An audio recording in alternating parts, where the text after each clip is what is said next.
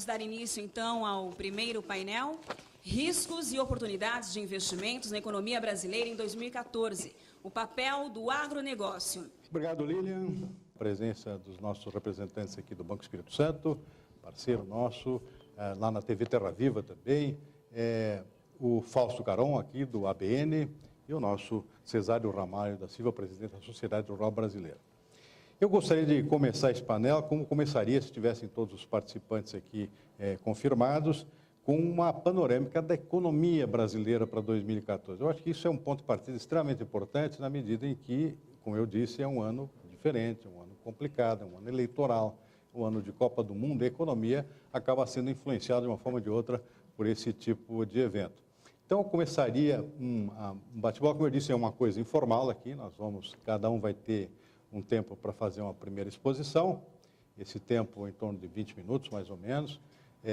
Depois se volta para fazer um bate-bola entre os participantes e a plateia pode participar, tanto a presencial aqui, quanto também os nossos participantes online, caso queiram fazê-lo. Então, Janquiela, eu gostaria que você começasse nos dando uma ideia, como é que você está enxergando aí do ponto de vista de um banco importante, e, aliás, importante também no agronegócio, o Banco Espírito Santo está ingressando muito fortemente nesse setor, aliás, o setor, os bancos em geral, né? A gente tem visto aqui, vi nesse fim de semana também, uma entrevista com o pessoal do Santander, os bancos cada vez mais fortemente ingressando em empréstimo do setor rural. Havia uma certa restrição ao empréstimo para o setor rural até um tempo atrás. Hoje isso não existe mais, mudou muito esse cenário do produtor rural brasileiro, o sujeito que paga suas contas em dias e tem um amplo cenário de investimentos pela frente, aumentando as suas áreas de plantio, portanto, isso aí atrai todo mundo e não poderia ser diferente também no caso aqui do Banco Espírito Santo, Banco Português, com presença forte aqui no Brasil. Janquiela, qual é a sua visão da economia mundial e brasileira, né? Não só a brasileira, mas tudo o que implica lá fora e em termos de nossos interesses aqui dentro? Silmar, bom dia a todos os participantes, tanto os presenciais quanto os que estão nos assistindo pela mídia internética. Bom dia aos meus colegas painelistas. Eu vejo um ano de 2014 relativamente tranquilo, se a gente for levar em conta o histórico da economia brasileira.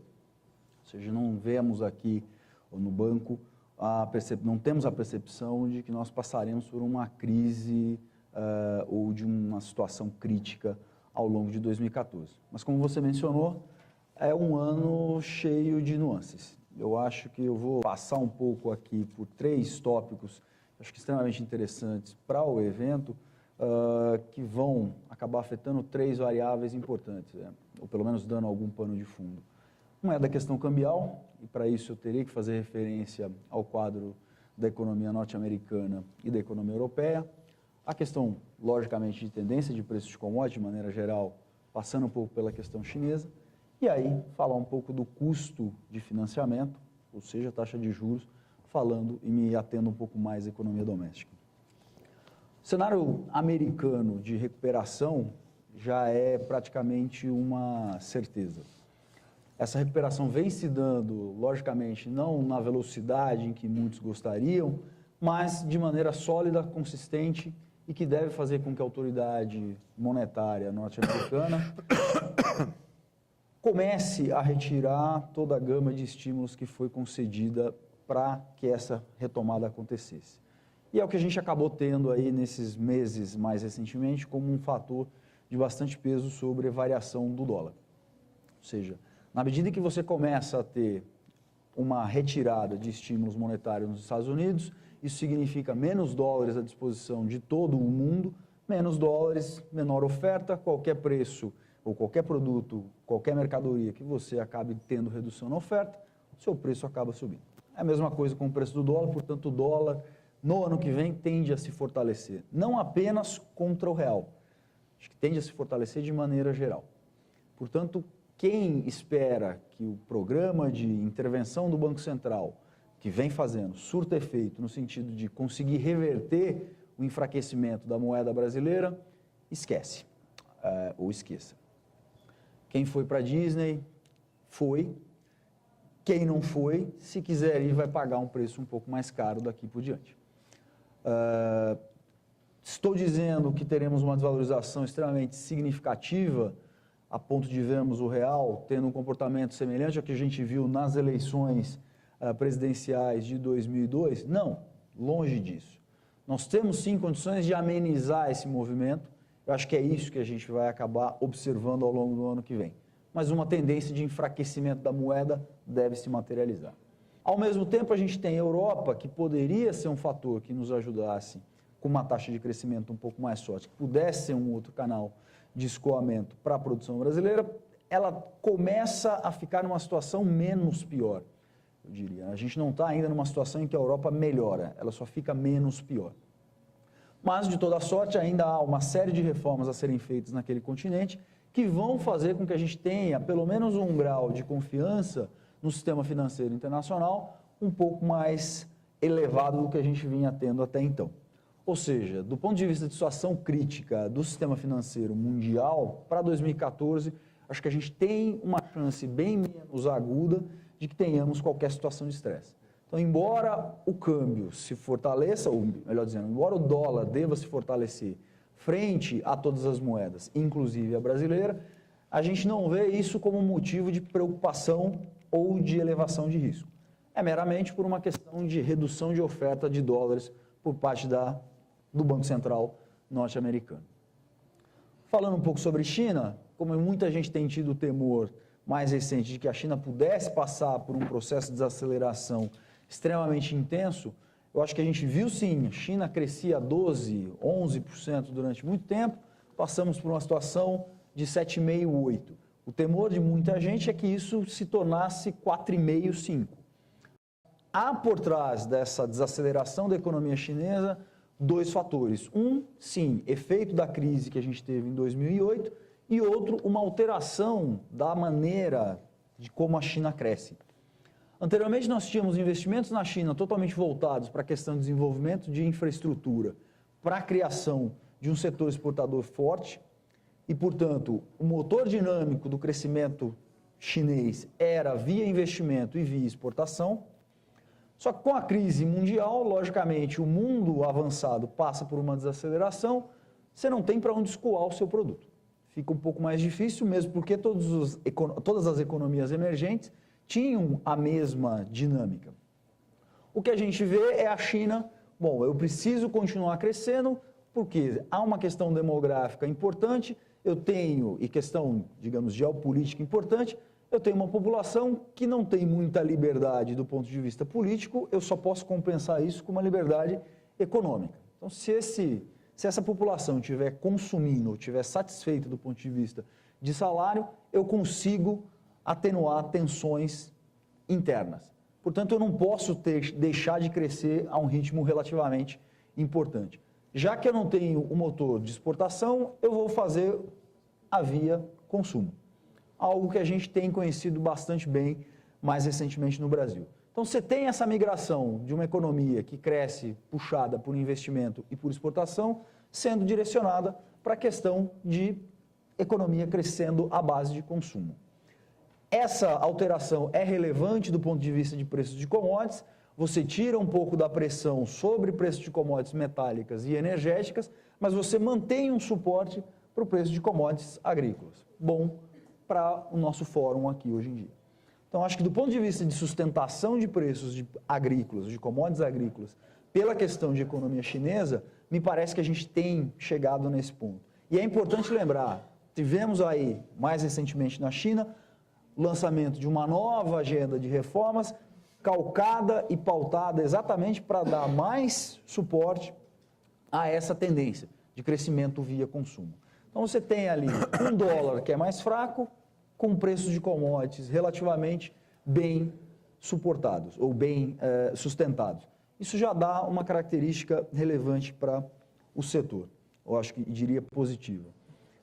Por fim, do lado doméstico, aí sim eu acho que é onde a gente pode ter um pouco mais de problema na questão de custo de financiamento. E por que essa questão? A inflação no Brasil, diferente do que vem dizendo o governo, não me parece que o setor de agronegócios tem culpa. Porque foi posto nas costas do agronegócio e de problemas de oferta todo o repique inflacionário que nós tivemos ao longo de 2013. Bom, se fosse essa a verdade, a inflação do ano passado talvez tivesse sido um pouco mais baixa, a de 2010 também, e assim subsequentemente. Não, nós temos passado por um processo de inflação rodando acima do patamar tido como meta pelo Banco Central há bastante tempo. E não adianta dizer aqui, não, mas olha, está abaixo do teto de 6,5%, que é a margem de tolerância que a gente tem. Então, qualquer coisa entre 4,5% e 6,5% está bom. Não, não está bom. A meta de inflação é 4,5%. Essa margem de tolerância foi desenhada para momentos de choque e não para ser utilizado como margem de tolerância meramente porque eu não quero desacelerar a parte de consumo local e não quero puxar a taxa de juros da maneira como deveria ser. A gente viu um repique inflacionário bastante importante. Vale lembrar, 2013 tivemos aí a realização de redução de preço de tarifas importantes, seja do ponto de vista de transporte, seja do ponto de vista energético, e ainda assim continuamos com uma inflação que roda muito mais próxima do teto do que do centro, da meta central. Isso tem levado o Banco Central a subir taxa de juros, o fez agora em novembro, o fará novamente em janeiro, muito provavelmente será a última elevação de taxa de juros que nós testemunharemos ao longo do próximo ano. Eu acho que a gente vai para uma taxa ao redor de 10,25 na reunião de janeiro, da reunião do Copom, e aí permanecendo para o restante do ano. Isso vai ser suficiente para fazer com que a gente tenha uma inflação que convirja para a meta central? Não. Isso vai ser suficiente meramente, lembrando que nós iniciamos o ano com essa taxa a 7,25, então teremos tido ao final de 2013, por conta de postergação na implementação de uma política mais consistente do ponto de vista econômico, uma taxa de juros 3 pontos percentuais mais alta do que iniciamos. Isso vai ser suficiente para fazer com que a inflação convirja? Não. Isso vai ser suficiente meramente para que a gente tenha aqui a manutenção da inflação ao redor de 6%. Então, teremos uma inflação de 6% que, de certa forma, vai acabar reduzindo rentabilidade também do setor. Então, embora tenhamos aqui dois vetores favoráveis, nós teremos dois aqui agindo contrariamente. Custo de financiamento mais elevado com manutenção de inflação de preços domésticos um pouco mais alta. Você havia dito, teremos um ano de eleições, é um ano que muda alguma coisa? Aparentemente, sim, muda. Muda a disposição de se fazer política econômica da forma como ela deveria ser feita.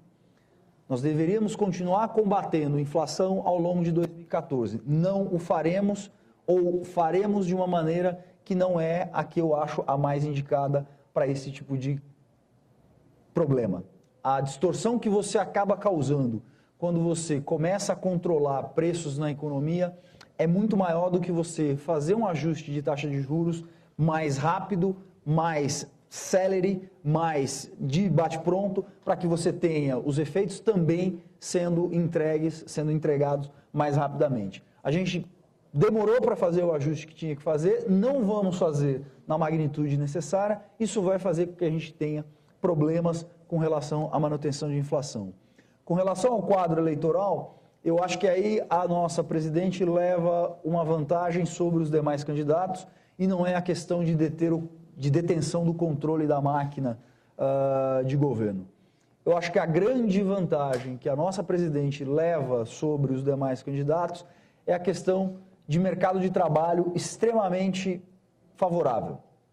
Ou seja, nós temos uma taxa de desemprego baixa, esse aumento de taxa de juros que nós testemunhamos leva tempo para atingir o seu efeito sobre o mercado de trabalho, isso leva de 12 a 18 meses, ou seja, a gente não vai ter ao longo de 2014 uma piora no mercado de trabalho significativa, portanto, a gente, por mais que nós tenhamos observado algumas manifestações contrárias à administração pública ao longo desse primeiro semestre de 2013, haja vista o que nós temos observado em termos de pesquisas eleitorais, me parece, a gente ainda tem como candidato principal a ser o vencedor das eleições de 2014, a presidente Dilma Rousseff.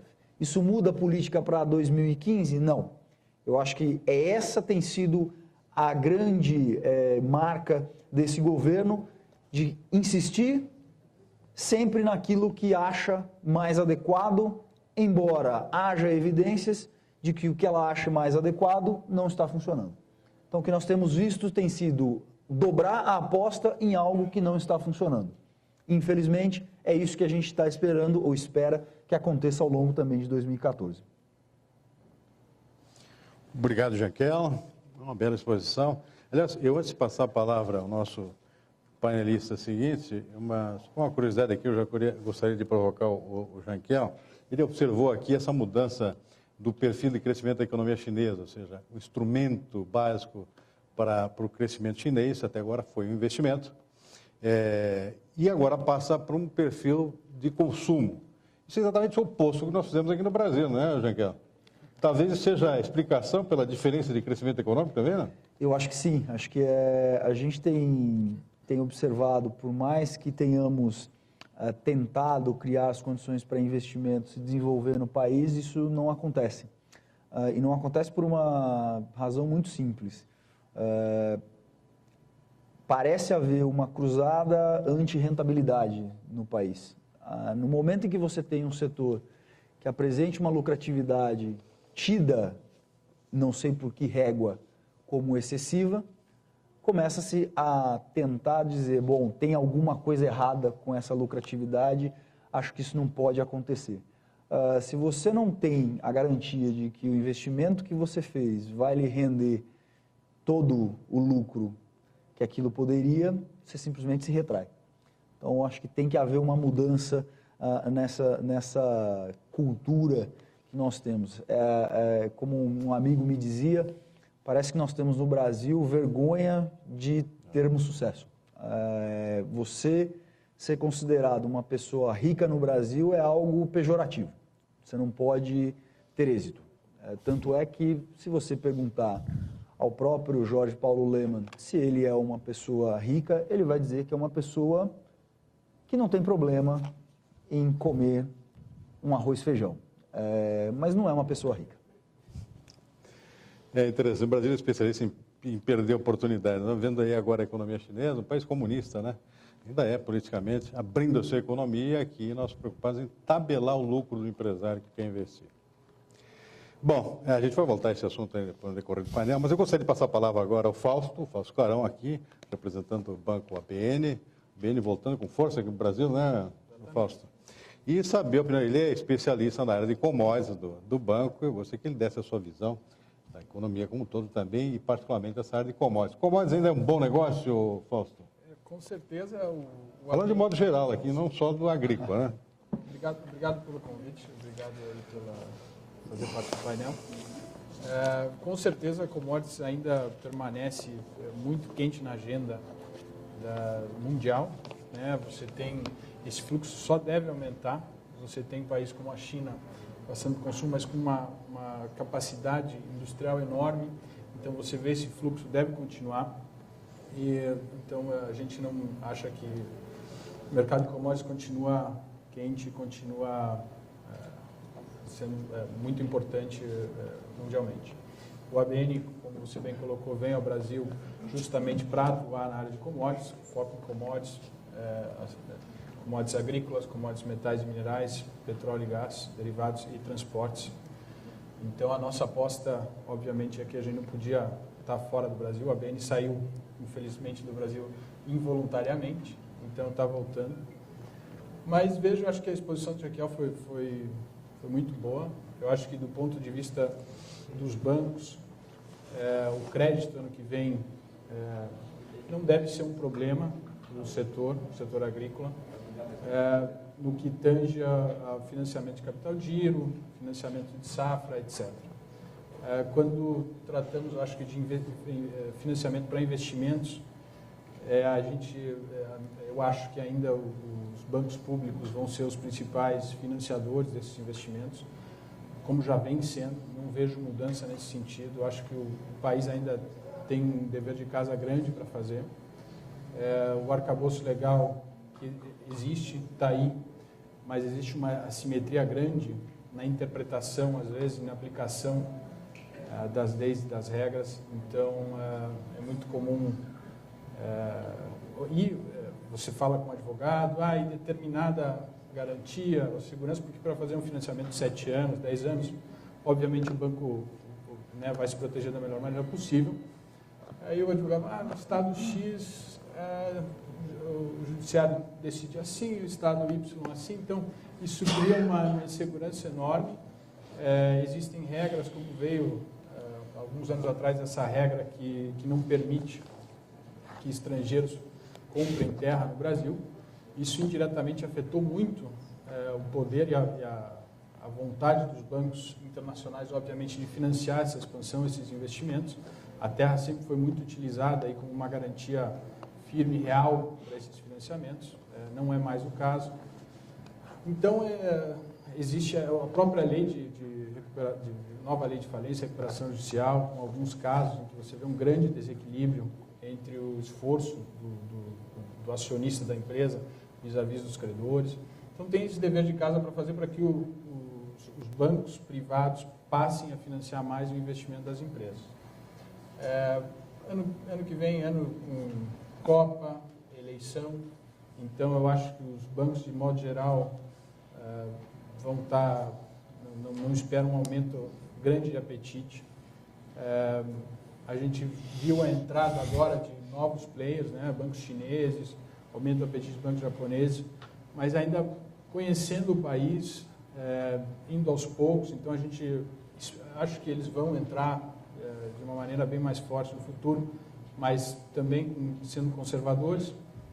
Então acho que o importante o agricultor e as empresas trabalharem, que tiveram bons anos no passado, trabalharem mais capitalizados como vem trabalhando, melhora o seu custo para aquisição de insumos, paga menos juros, enfim, está menos vulnerável a esse cenário ano que vem de volatilidade, enfim.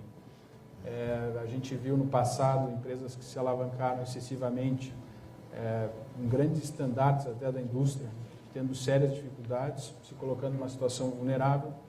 Então, acho que ano que vem é um ano calmo, sem grandes mudanças, mas acho que o país pode avançar em vários sentidos para facilitar o aumento do crédito. Acho que a mudança também da regra do jogo no meio do caminho foi uma coisa que assustou um pouco.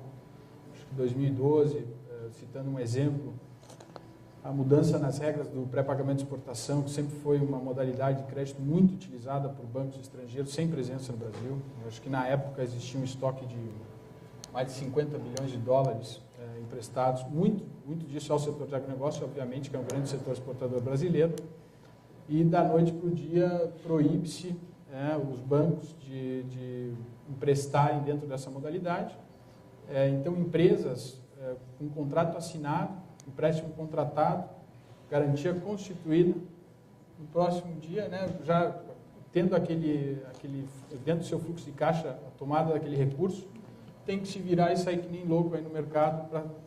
E o banco, por outro lado, também, falando, dessa maneira não dá para... Então, desmonta o time, esquece do Brasil, depois para voltar demora muito.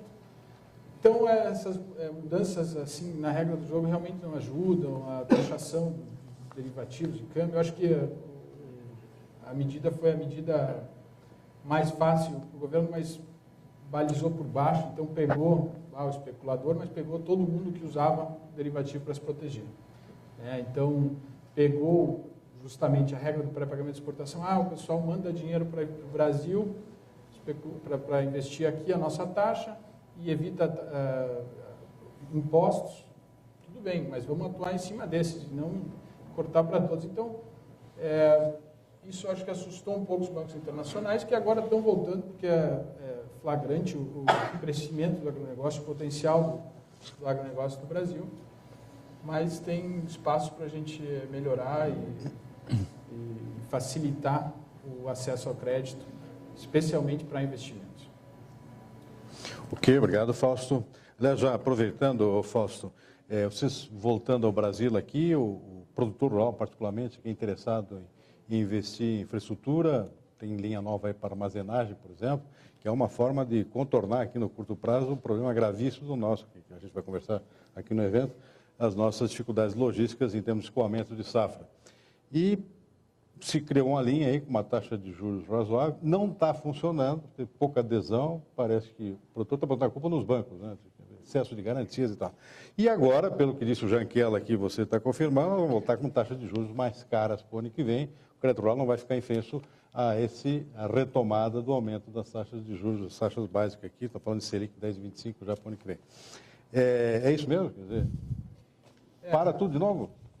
A taxa especificamente para armazenagem foi, eu acho que houve o anúncio dessa linha antes, na verdade, do Banco do Brasil decidir como é que ia ser feito, como é que ia ser emprestado esse dinheiro, para quem, que modalidade. Veja, acho que o investimento, o Brasil precisa urgentemente de armazenagem. Enquanto nós não temos os portos eficientes e mais portos, é fundamental que a gente possa escoar nossa produção ao longo do ano inteiro e não 40%, 50% da safra no período de 3, 4 meses. Em qualquer país do mundo isso vai ser muito difícil de fazer. Mas o produtor, o agricultor, veja, talvez para os grandes, realmente grandes agricultores, faz sentido. O investimento, a linha está lá, mas é um investimento significativo. Um armazém, construir um armazém pequeno não faz sentido. Um armazém para 60 mil toneladas, eu acho que hoje está custando aí 25 milhões de reais, 30 milhões de reais. Por mais que sejam 15 anos, essa conta chega no final. Então, para o cidadão, para o indivíduo, o agricultor, que já tem todas as incertezas inerentes ao seu negócio, tomar esse recurso sozinho e construir um armazém é difícil. Então, acho que o caminho realmente é fomentar aí a associação de produtores para que juntos consigam, mas não é uma coisa fácil também. A nossa burocracia emperra, então, todo esse negócio. Eu acho que houve um anúncio, assim como em outras áreas também, houve um anúncio antes, na verdade, das condições estarem postas e prontas para que o agricultor pudesse tomar esse recurso. E a taxa de juros, eu acho que em algum momento, eu acho que é importante. Esse investimento, eu acho que faz sentido, desde, né, depois vai voltar na forma de empregos, recursos, enfim, divisas, etc. Um investimento que vai se pagar. Mas a taxa de subsidiadas, eu não sei até que ponto o nosso governo vai conseguir fazer isso. Então, praticamente as taxas devem subir. Em algum momento, mais feliz de quem conseguiu tomar O que faz? Eu estou sendo aqui porta-voz aqui dos nossos participantes online aqui, porque muita gente já me questionou isso na TV, tem um programa de televisão ao vivo aqui, o pessoal liga para lá, porque um dia eu falei lá que é uma questão cultural, essa questão do produtor não investir em armazenagem, que acha que isso aí é função das três, é função das cooperativas, etc. Ele veio puxão de orelha, porque não tem nada disso, nós estamos interessados. O problema é que as garantias aqui de 200%, quer dizer, não dá habilidade. Mas vamos em frente aqui, eu gostaria de ouvir a opinião do Cesário Ramalho, ele que está saindo aí agora da sociedade rural brasileira. Como é que está enxergando 2014, Cesário? Vai ser um ano bom? Bom dia a todos, muito obrigado aí pelo convite. Parabéns ao Silmar, um batalhador aí pelo nosso setor, pela agropecuária, pela agroindústria e todo o segmento aí do agronegócio brasileiro. O agronegócio brasileiro que representa aí 30% do PIB, eles falam em 23%, mas isso nós até estamos fazendo, recalculando um pouco isso daí, porque tudo indica que é mais do que isso, sabe? Tem uma metodologia um pouco antiga, não vou falar porque não tenho profundidade nessa questão. Mas eu queria agradecer também, Silmar, suas palavras aí pelo meu período, os dois períodos, os dois mandatos que exerci na sociedade rural brasileira foram muito gratificantes para mim, como agricultor que sou, como entusiasta do setor, por saber e acreditar que o setor seria a grande solução do país. Historicamente, a gente conversa isso, fala isso, e a gente que vive no interior brasileiro, e a gente que viveu, sempre nasceu e viveu por lá, e sempre tivemos isso como atividade principal, nós sempre enxergamos que isso iria acontecer. Mas, infelizmente, o agricultor é pouco ouvido, a sociedade presta pouca atenção a ele, principalmente porque também os governos não levam a agricultura agricultura e o agricultor a sério. A agricultura ainda é um pouco de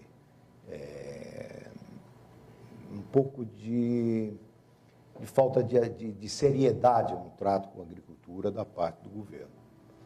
Eu queria só citar uma única coisa, que é uma brincadeira que se fazem com a agropecuária brasileira, que é, por exemplo, o setor sucroalcooleiro. Nós temos o maior e mais desenvolvido setor sucroalcooleiro do mundo, produzindo etanol, açúcar e a biomassa hoje, caminhando para a energia fortemente, energia aceitável, requisitada nesse mundo de mudanças climáticas, de um conforto de meio ambiente, e o governo simplesmente destruiu o setor sucroalcooleiro. Destruiu. O setor sucroalcooleiro não existe um investimento. Nós temos 4.000 indústrias que fornecem equipamentos para as usinas, estão completamente paradas, a maioria quebrada. Sertãozinho, ali encostado em Ribeirão, é um cemitério de empresas de indústrias. Um setor que emprega 2,5 milhões direto, no emprego direto, está perdendo.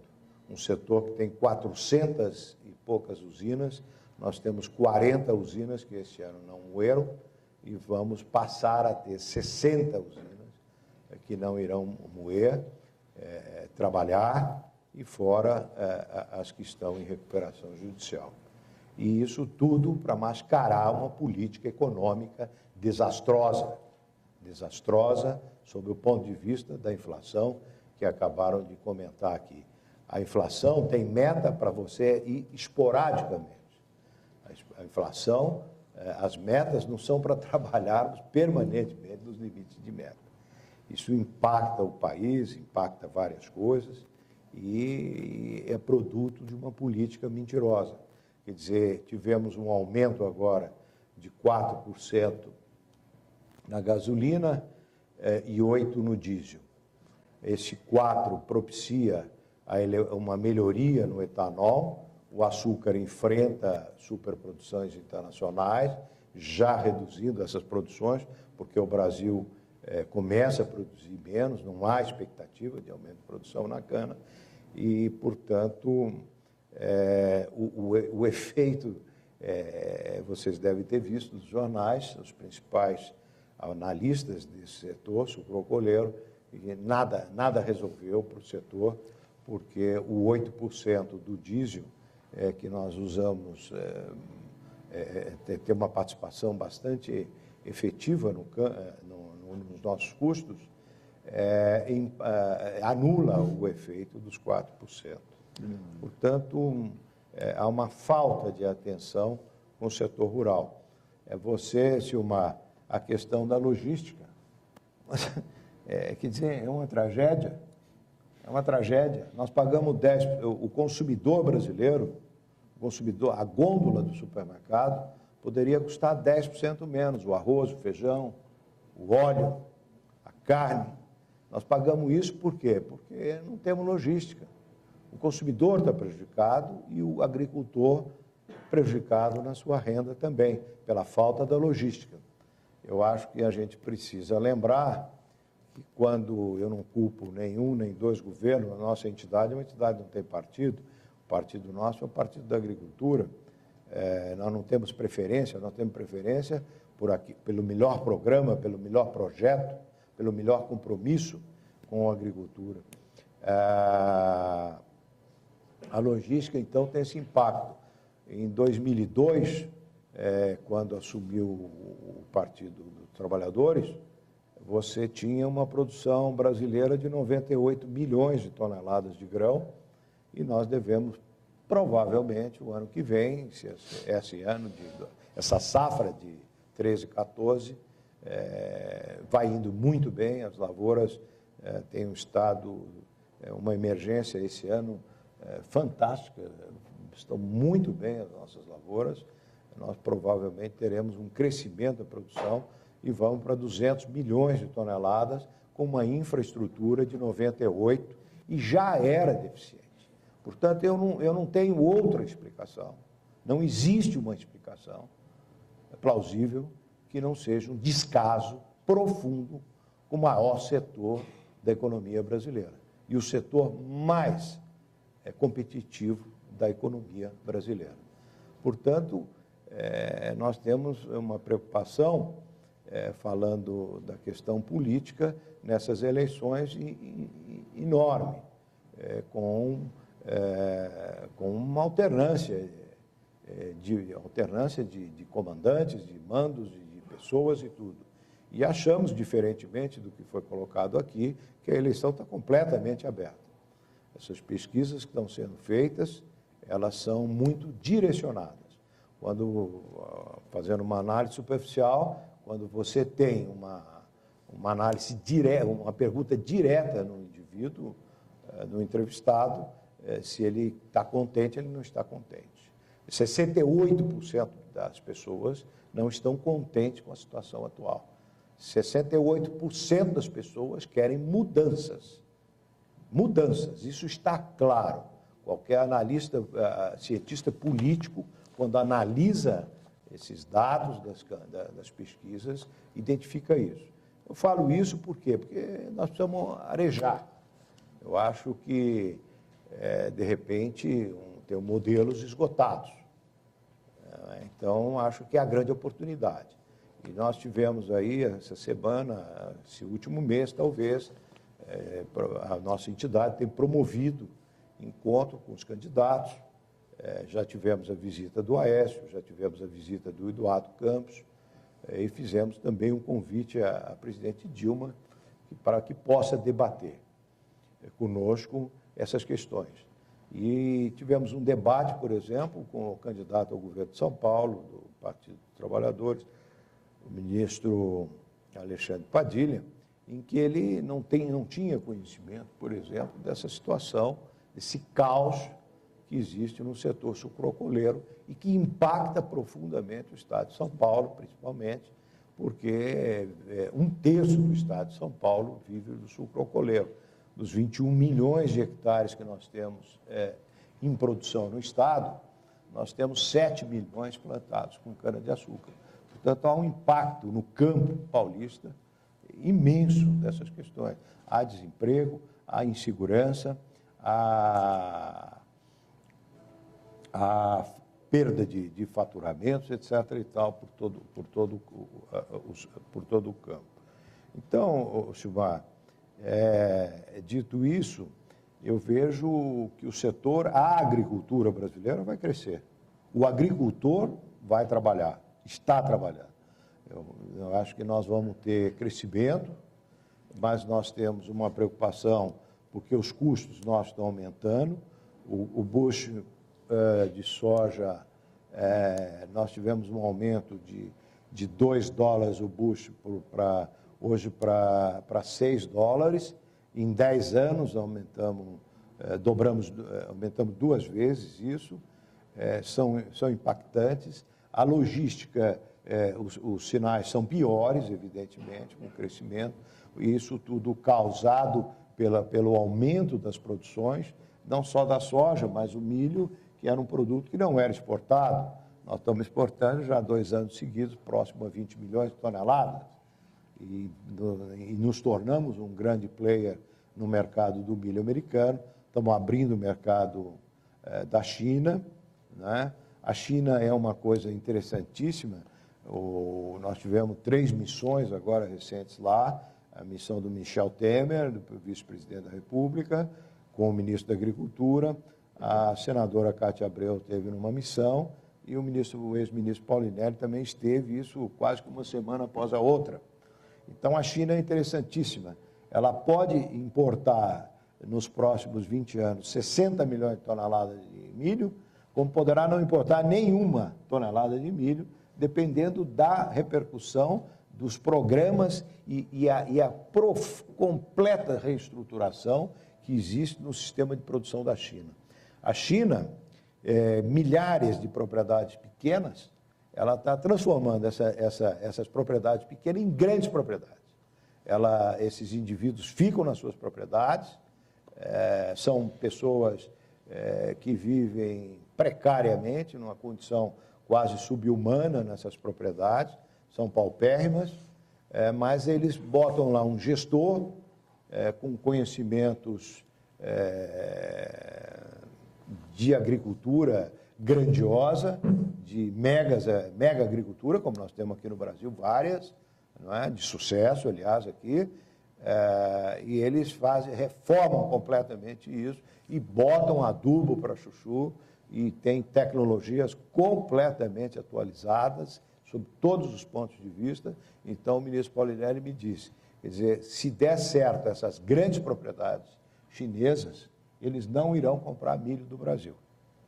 Então, nós, como brasileiro, como dependentes da agropecuária brasileira, nós precisamos saber que o Brasil não é o único produtor de commodities do mundo. O mundo cresce nas suas produções. O exemplo é a Ucrânia, que está na mídia aí, uma grande revolução, uma contestação ao governo, mas a Ucrânia, em 10 anos, se não me engano, saiu de 10 milhões de toneladas para 30 milhões de toneladas, tendo um consumo interno muito pequeno e tendo uma participação nos mercados globais já bastante significativa. E isso impacta a necessidade de um governo que preocupe com a agricultura e que não ponha dinheiro em excesso nos seus planos de safra e que minta a única coisa que existe é a disponibilidade de um dinheiro que não sai do Banco do Brasil por causa da burocracia. Porque os armazéns, eu recuso completamente essa análise de que o agricultor brasileiro não é adaptado para querer ter armazenagem. O agricultor quer uma armazenagem. É que ele não vai fazer armazém para pagar num prazo curto. Nós precisamos de dinheiro de longo prazo, de maturação. Vocês, um plantio de soja, eu demoro 5 anos para adaptar a minha terra, para a minha terra poder produzir aquilo que ela realmente pode produzir. Eu demoro 5 anos para adaptá-la, porque as terras brasileiras não têm fertilidade. Quem fez fertilidade na terra brasileira foram os pesquisadores brasileiros. Foram a Embrapa, a Exalc, Santa Maria, no Rio Grande do Sul, Viçosa, qualquer outras unidades de pesquisas que nós temos espalhadas pelo Brasil inteiro, o Iapar do Paraná e por aí adiante. Portanto, isso tem custos elevados, porque nós não temos logística para levar o fertilizante, porque nós não temos logística para levar os calcários, porque os nossos fertilizantes, que vêm da Rússia ou vêm de Marrocos, ficam presos para descarregar nos portos. Uma carga de potássio, se não me engano, de Bahia Blanca, na Argentina, perto de Buenos Aires, ela leva 3 dias de navegação, leva 60 para descarregar no Porto de Paranaguá. Como vamos fazer uma agricultura? Uma agricultura que depende 90% do seu fertilizante é importado, e nós não temos um porto de acesso. Os portos que existem é do meu avô, do tempo do meu avô, ainda quase praticamente. Então, a agricultura tem um monte de desafios, Silmar, que precisa de capitais. Mas para nós recebermos os capitais, nós precisamos ter um foco, nós temos que ter uma sinalização, por exemplo, no sucro alcooleiro, que impacta toda a agricultura brasileira. Nós temos, por exemplo, nós temos que lutar pelo aumento da produtividade. A cana-de-açúcar, se nós viabilizarmos as canas que estão localizadas, de menor custo, de proximidade das usinas, por exemplo, nós irrigando, nós quase dobramos nossas produções de cana-de-açúcar. Né? Nós podemos incorporar na nossa produção 50 milhões de hectares que estão produzindo pecuária, que a evolução da tecnologia de produção pecuária brasileira, ela pode liberar tranquilamente 50 milhões de hectares no espaço de 10 ou 20 anos. Nós temos essa questão da irrigação. Nós temos que melhorar as irrigações, mas as licenças ambientais para você utilizar, tudo isso é muito lento e muito demorado. Nós temos um país lento quando se trata de governo. o que nossa sorte é que nós temos empresários extremamente agressivos, focados e, principalmente, uma coisa que não existe no mundo, que é a questão da juventude. A juventude, o empresário brasileiro do Centro-Oeste é jovem, Urbano, é jovem, ele é entusiasmado. Se vocês forem na Europa, não há, as pessoas morrem e não há habitante, não há sucessão, não há interesse pelas propriedades. Então, o Brasil tem nesse quesito, ele é grandioso. Eu tive uma felicidade de, na minha gestão agora na Rural Brasileira, ter fundado a Rural Jovem, e já temos, inclusive, na nova diretoria, que deve assumir agora em janeiro, eu respeitando os estatutos da entidade, tenho que sair, e acho que tenho que sair porque eu tenho gente, pessoas e coisas nas minhas costas me empurrando para fora, porque tem inteligências novas, tem pensamentos novos, tem tecnologias novas de pessoas que vão dirigir a minha entidade e que acreditam fortemente nesse futuro da agricultura.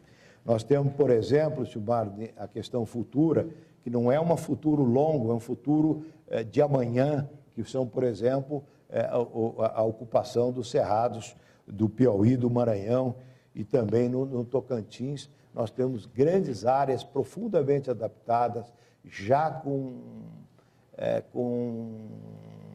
uma logística razoável, produto de uma proximidade do Porto de Itaqui, no Maranhão, produto de você já ter ferrovias naquela região, alguma coisa facilitando. Nós temos que melhorar, nós estamos falando de financiamento.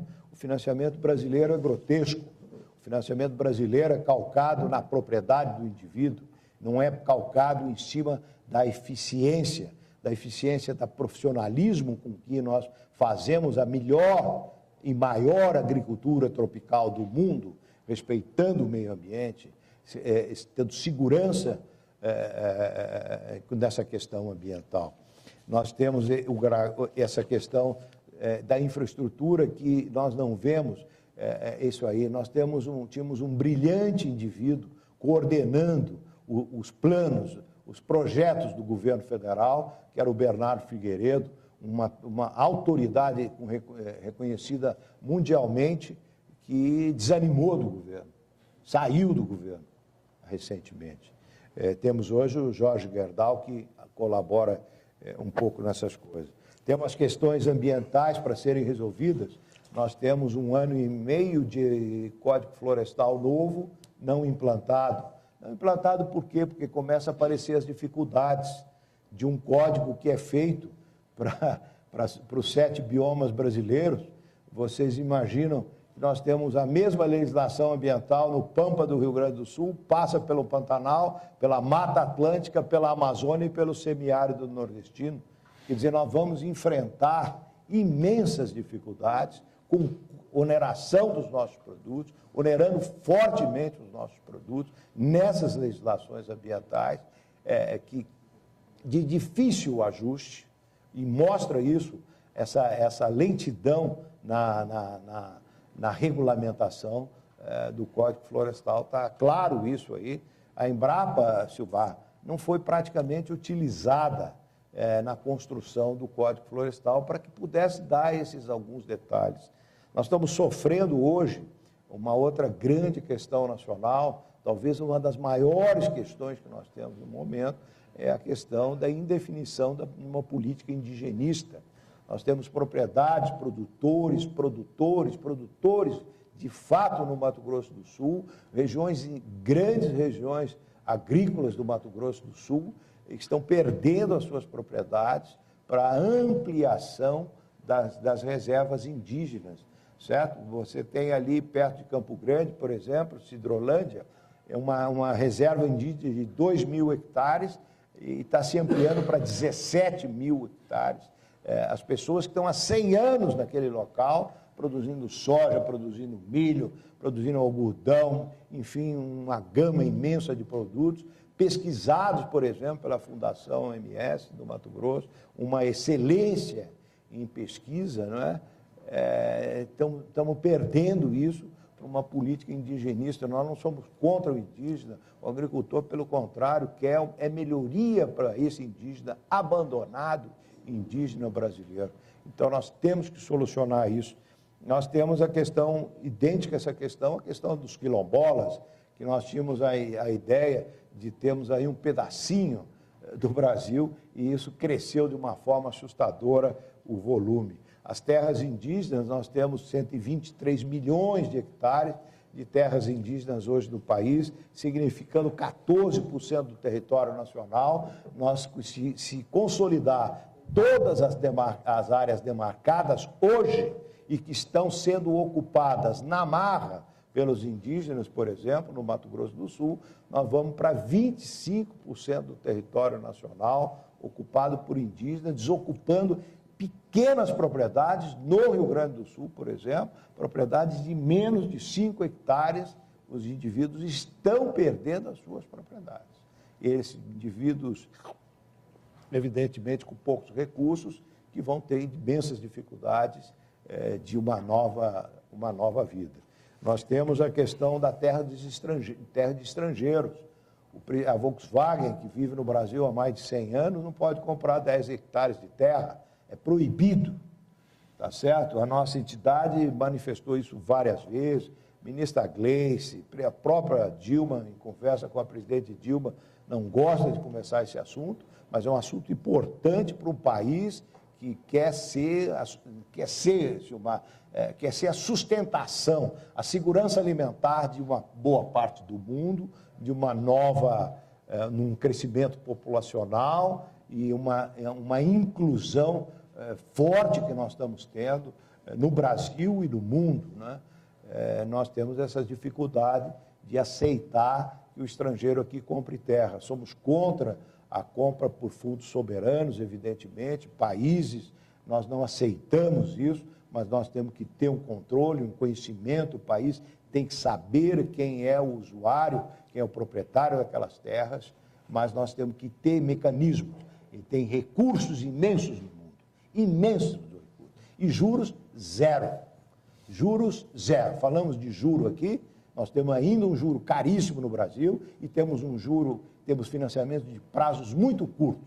Nós temos que trabalhar com 20 anos, com 30 anos de prazo, para consolidar mais as nossas produções num país adaptado para fazer essa agricultura, com um pessoal adequado, com empresários adequados.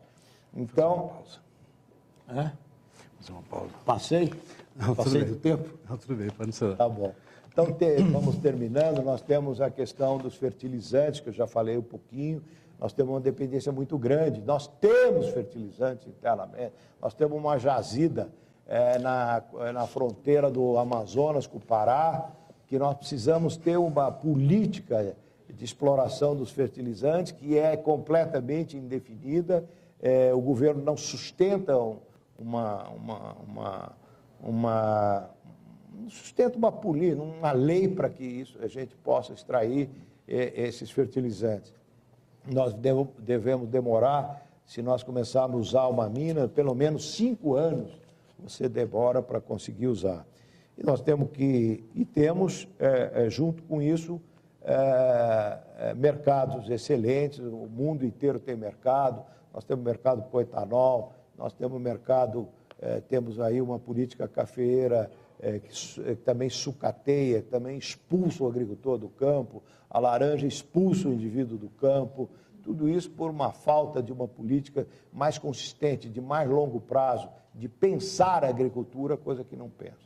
Portanto, Silmar, assim, resumindo, para 14 eu não tenho dúvida que nós vamos crescer, principalmente, por exemplo, nas carnes. Eu acho que a carne bovina a gente cresce, eu acho que nos grãos a gente cresce, mas infelizmente com o sofrimento da produção. E esse sofrimento do produtor, o sofrimento da produção, precisa ser divulgado, que o consumidor paga mais por isso. E um país que tem na sua pauta de exportação 40% focado no produto agrícola, e que nós fechamos nos 12 meses 100 bilhões de dólares, nós devíamos ser mais atendidos. E isso, politicamente, nós estamos fazendo.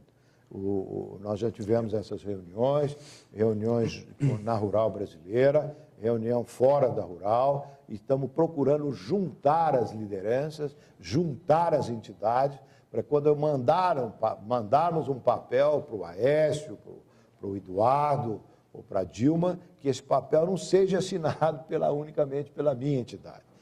O ideal seria que isso fosse assinado por 10 entidades, por 20 entidades, para que a gente possa mostrar a força e, evidentemente, ter, num país um país melhor que nós vivemos, com essa inserção toda, o crescimento, essas pessoas que nós inserimos possam ter mais conforto a partir do momento que o setor nosso possa cobrar dessas pessoas, um deles será eleito, que possa ser cobrado e que a agricultura não tenha jamais aconteça conosco o que aconteceu agora, que foi o maior sucateamento do Ministério da Agricultura já visto em tempos recentes. O nosso Ministério da Agricultura, que é a trincheira do agricultor, é onde o agricultor se defende de tudo isso, do juro, da inflação, do mecanismo de financiamentos, etc. e tal. Nós temos um ministério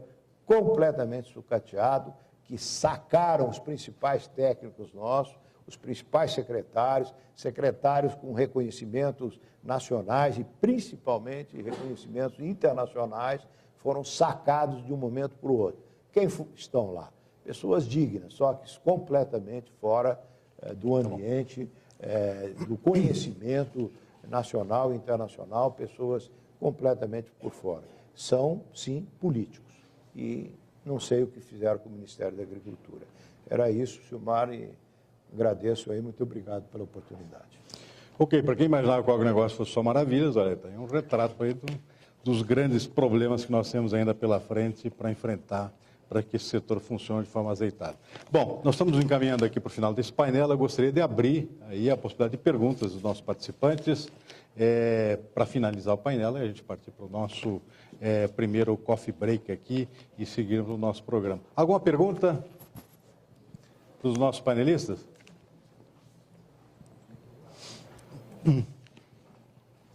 Nenhum, mas votaram o assunto?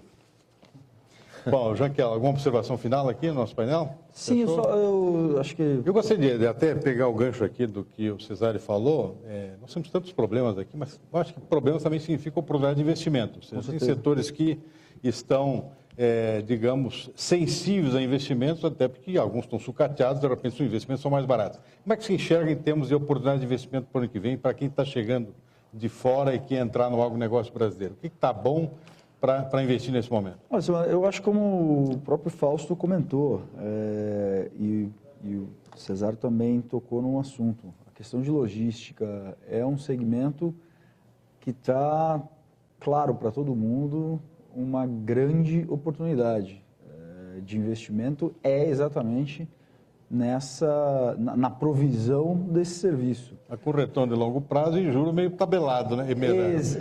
Exatamente o que eu ia comentar. E aí, assim, felizmente, eu diria, a gente começa a ver a mudança com relação a essa postura.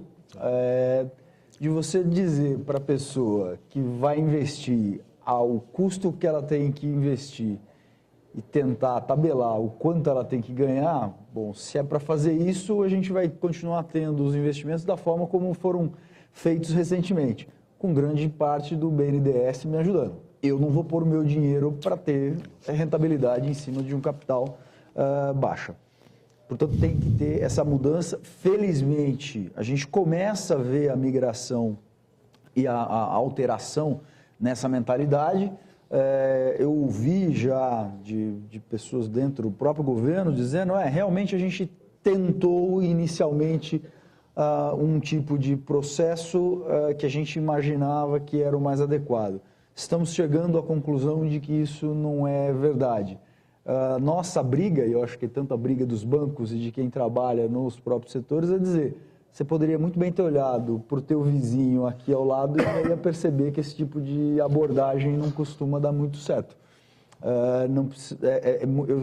Uma coisa que a gente vem tentando sempre passar para os governantes, e também aqui, doutor Cesário, nem à esquerda nem à direita, realmente minha análise da questão eleitoral é mais o quadro de mercado de trabalho dá vantagem para ela. Acho que o doutor tem razão quando diz, é sim uma eleição muito mais aberta do que foram as anteriores, não resta dúvida. Vai ser uma eleição muito mais disputada. Mas eu ainda vejo a presidente, embora não seja eleitor da presidente, com uma vantagem nessas eleições. Com relação ao que a gente estava falando da questão de mudança de mentalidade, chega nesse ponto, de você ter, de fato, que mudar. E a gente está vendo que essa mudança tem acontecido. Felizmente, isso abre a perspectiva, não à toa nós começamos a ter uma rodada de concessão, ou novas rodadas de concessões de serviço público, em que começam a aparecer candidatos. Não apareciam anteriormente, começam a aparecer. Basta você dizer para o candidato, ou para os candidatos em questão, que você vai cobrar um serviço de qualidade e o preço é ele que vai determinar. Tenho certeza que não há um produtor rural que não pagaria 10 vezes mais o pedágio que paga atualmente se a estrada que ele acaba transitando conseguisse fazer com que ele tivesse 100 viagens ao invés de uma que ele consegue fazer ao longo da semana. Então, se você conseguir ter uma estrada que te dá esse ganho de produtividade, tenho certeza que aumentar o pedágio em 10 vezes vai ser considerado como algo bastante tranquilo. Logicamente, estou exagerando nos números aqui. 3 vezes. Estou exagerando nos números. Não gostou muito. Mas a questão é essa. Tudo vai levar em conta o ganho de produtividade que você tem. As pessoas estão dispostas a pagar um pouco mais. Porém, para esse pouco mais que elas estão dispostas a pagar, você vai ter que entregar um serviço de muito melhor qualidade. Então, não é dizer eu quero sempre o melhor ao menor preço, todo mundo quer. Agora, como viabilizar esse tipo de situação? Logicamente, há que chegar num acordo em que, olha, o ganho de produtividade que você está tendo é tão superior ao custo que você está tendo marginal com esse pedágio que acaba compensando. Então, é isso que o governo, na minha concepção, deveria perceber, ao invés de ficar tentando brigar para determinar qual é a taxa de rentabilidade de uma estrada ou de uma ferrovia. Ok. Fausto, alguma observação? Bom, você já é uma oportunidade de investimento aqui no Brasil, no agronegócio brasileiro, né? É o ABN chegando aqui acreditando na história. Isso eu acho que serve de referência já, né, para começar. Sem dúvida, mas acho que a gente, acompanhando o campo e vendo a dificuldade, acho que o Cesário expôs muito bem, a gente tem que se solidarizar, porque realmente a agricultura no Brasil tem sofrido um descaso, uma falta de planejamento muito séria. Quantos ministros da agricultura tivemos em um ano? 3? Não existe uma política do setor sucrocoleiro. Vamos para o quarto agora, porque eu acho que ele é candidato a deputado. Passando uma fase muito difícil. Mas o nosso agricultor, ele continua dia a dia, só trabalhando com uma eficiência fantástica para ganhar metade do que ganharia em um país que tem um planejamento para esse setor. Então, a gente continua acreditando, o ABN volta para o Brasil com uma visão de longo prazo, o ABN completaria 100 anos em 2014, o Brasil ficou 4 anos fora, volta agora e, se tudo correr bem, por mais 100 anos. Então, dando apoio para o campo, para as indústrias, principalmente, que atuam no campo. Aproveitando aqui, qual é o tamanho do caixa aí que vocês estão disponibilizando para o agronegócio para o ano que vem? O banco começou com um capital de 250 milhões de reais, mas obviamente a gente continua operando através da nossa matriz. Então, por enquanto, o banco não está financiando o agricultor diretamente, mas está financiando todas as indústrias do setor sucrocoleiro, as trades, as esmagadoras de soja, as trades de café, que indiretamente financiam o agricultor. A gente espera continuar crescendo junto com essas empresas, porque tem muito espaço para crescer. Sem dúvida, a logística acho que hoje é o maior gargalo, sem dúvida, e nesse quesito, como eu coloquei, ainda fica muito difícil para um banco, principalmente o banco internacional, ainda entrar nesse financiamento de longo prazo por conta de incertezas diversas que não precisariam estar aí. Então, códigos e licitações e como vai ser feito, a demora para o governo aceitar a opinião do setor que está lá. Então, A gente viu, foi flagrante nos portos, o governo chegando e dizendo não vai ser assim, enquanto a administração daquele porto por 20 anos estuda aquilo, sabe o que precisa, aonde precisa, tem área, tem tudo, mas o governo em 2 dias vai alguém lá e diz não vai ser assim.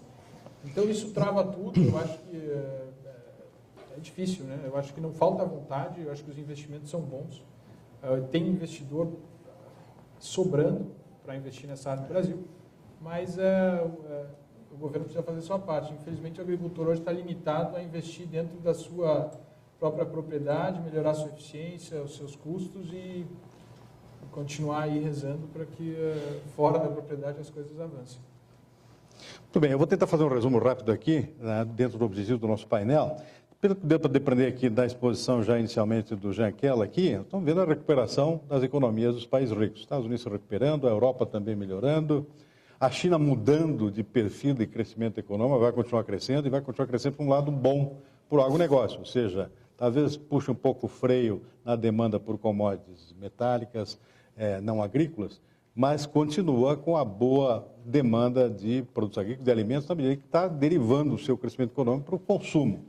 Aliás, vamos discutir aqui, vai longe aqui, toda essa política nova agora, na plenária do Partido Comunista agora, que muda por os próximos 10 anos profundamente a economia chinesa, aumentando a urbanização, essa política de poder ter mais um filho agora, significa mais gente comendo também. Ou seja, nesse sentido eu também sou bastante otimista com relação à tendência de continuidade do crescimento chinês, com aquela observação que o Cesário fez aqui, que eles também vão procurar, eles não gostam de ficar dependentes, crescer também na produção agrícola. Vai ter mudanças profundas no sistema de produção agrícola, com propriedades maiores, e isso no sentido de garantir a segurança alimentar do povo chinês, depender sempre menos possível de importações. Eu acho que soja vão continuar importando muito, porque não tem condições de produzir com a mesma velocidade que os países fornecedores deles têm hoje, como é o caso do Brasil. Agora, milho realmente, eu acho que aí, hoje está mais ou menos empatado, aí importa um pouquinho a cada ano. Não sei se vai crescer muito, embora acho que vai crescer, sim, sem dúvida, está vendo não nessa dimensão de 60 milhões de toneladas. E aqui no Brasil a gente está vendo o efeito oposto, né? Ou seja, oposto do perfil de crescimento, se compararmos com a China, oposto no sentido de estar na contramão da recuperação dos países ricos, o Brasil aí patinando nos 2% de crescimento da sua economia, inflação crescendo. E a observação importante aqui, o câmbio, que nos interessa diretamente para o agronegócio, dólar mais forte, real enfraquecido, até em função da puxada de freio do Banco Central americano, não é isso, Jaquel?